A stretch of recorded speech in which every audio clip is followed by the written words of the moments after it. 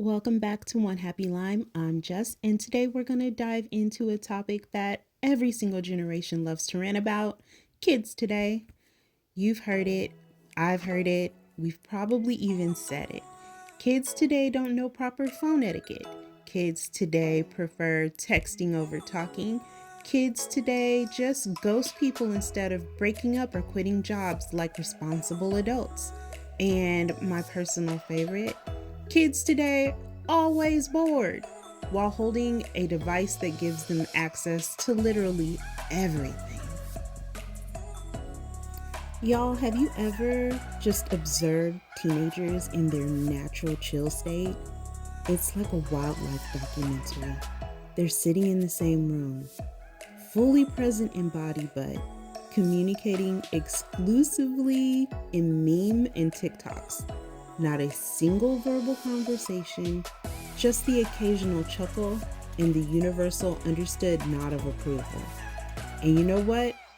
I know exactly who's to blame for this. It's us! Us! We're to blame for this. Yeah, I said it. As a mother to a young adult and two teens, I feel uniquely qualified to point the finger at myself. Because let's be real, the kids don't just pop out that way. They were raised this way by us. Every single generation contributed to the kids today phenomenon. So let's break it down.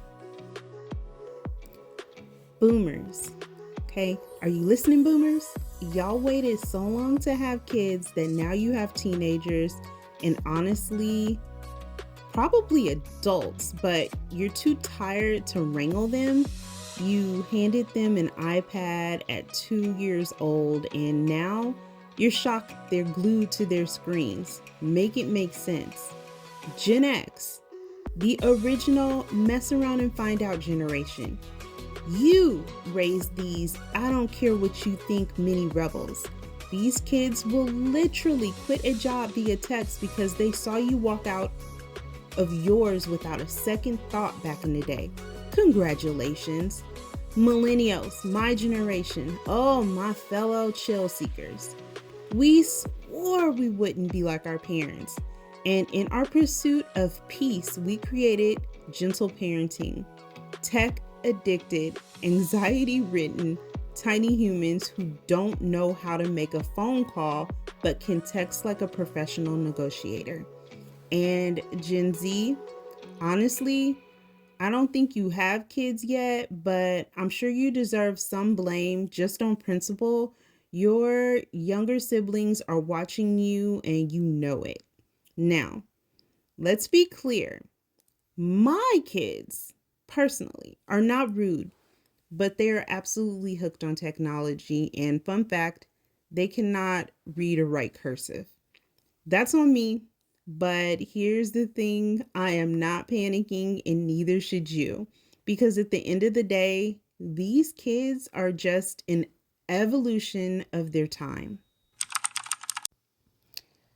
But we also need to talk about what's happening in real time, especially our younger kids. And I say our younger kids because I feel like in a society, it's all of our responsibility to take care of the babes and make sure they're okay. Even if I have teens, I want to make sure your kids are okay. But more and more teachers and caregivers are reporting three things that are becoming really difficult to ignore. The first thing is the inability to cope with negative emotions. And I totally get it. As parents, we're redirecting meltdowns left and right just to get through the day. But when a teacher or a coach can't offer the same redirection, our kids sometimes fall apart.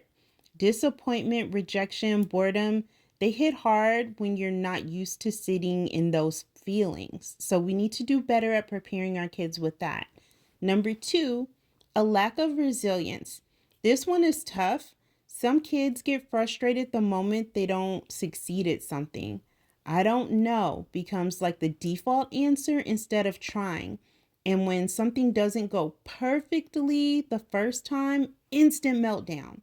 It's actually heartbreaking, but it's also something we can help fix if we are aware of it. So do your part. Your kids have to function in the world.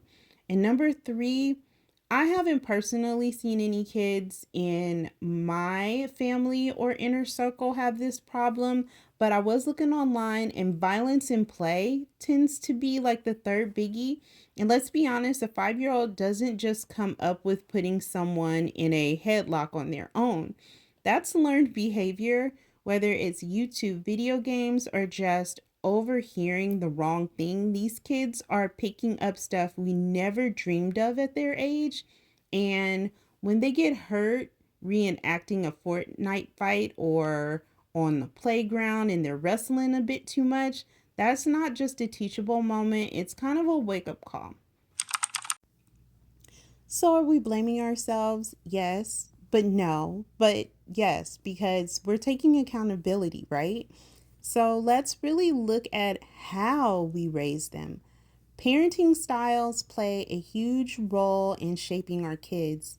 And get this, there aren't just 4 or 5 parenting styles. There are, get this, 16. That's right, 16 ways we're out here molding the next generation for better or worse. So let's break these down and see which one sounds suspiciously like you and me. No judgment here. Drop a comment in which one fits you. And just for funsy, let's add a TV personality behind these styles. Okay, folks, the 16 parenting styles with TV mom vibes are as follows. So, number 1, authoritarian parenting. Whew, that was a word. So this is strict rules, high expectations, and very little wiggle room. Basically, the because I said so parent. Think Red Foreman from that 70s show, but as a mom, maybe like Estelle Costanza from Seinfeld. You guys may need to Google if you're a little bit younger and didn't grow up with these personalities on TV. But I've definitely seen aspects of the Red Foreman style from that 70s show in my father. So, does your father fit the bill too? Okay, so number 2 sounds similar. It's the authoritative parenting style, and that's with rules and structure, but with warmth and communication. It's basically the gold standard of parenting. If you can pull it off, think Claire Huxtable from The Cosby Show. I loved Miss Claire. Number 3, the permissive parenting style. And this is no rules, just vibes. Your kids run the house and bedtime is just a suggestion. Think Lorelai Gilmore from the Gilmore Girls. Now, I have to say personally, I have a little bit of a permissive parenting style. I just figure like I work so hard, and when I come home, I don't want to make enemies with my kids. I'm not going to be strict about bedtime unless like they show me that they can't wake up for school on time, and then we'll work around that. But it's like we need to just chill out and enjoy each other's company, in my personal opinion. I mean, I'm strict in some aspects of life, but in day-to-day normal life, no, I'm not. Okay, so the next parenting style, number 4, is uninvolved parenting, the figure it out yourself approach, either by necessity or choice. These parents let kids navigate life kind of solo, thinking like Frank from Shameless. He really just was like, fend for yourselves, kids. Just, all out there. Do whatever you want. Figure out how to eat, how to live, how to human on your own. Okay, number 5, helicopter parenting style. You know every grade, friend, and decision your child makes. You are the personal security detail. Think Beverly Goldberg from the Goldbergs. I honestly feel like this is, okay, unpopular opinion. So, I'm allowed to have my own opinion. I feel like middle class and like lower middle class families don't have the luxury to be a helicopter parent, in my opinion. I feel like that's more of an upper middle class to rich people thing, because we have our own lives and we're trying to maintain like the household, pay bills, and we work. But I mean, I think that being a helicopter parent is like a luxury. So number 6, free range parenting. The opposite of helicopter parenting. Your kids have more independence than most adults. They might be making dinner as we speak. Think Moira Rose from Schitt's Creek if she actually let David and Alexis fend for themselves earlier in life. Number 7, tiger parenting style. Strict, high pressure, and academic focus. Think straight A's or bust. Think Jessica Huang from Fresh Off the Boat. Number 8, snowplow parenting. I have never heard of this one before the research, and it is clearing every obstacle before your kid even sees it. They have never known struggle. Think Emily Gilmore from Gilmore Girls. Whereas I think Emily wanted that because I'm a Gilmore Girls fan, but Lorelai wanted to experience life's ups and downs. So I'm guessing that even though she tried, it just didn't work. She ended up with like a rebellious kid. Number 9, attachment parenting style. Bonding is the priority.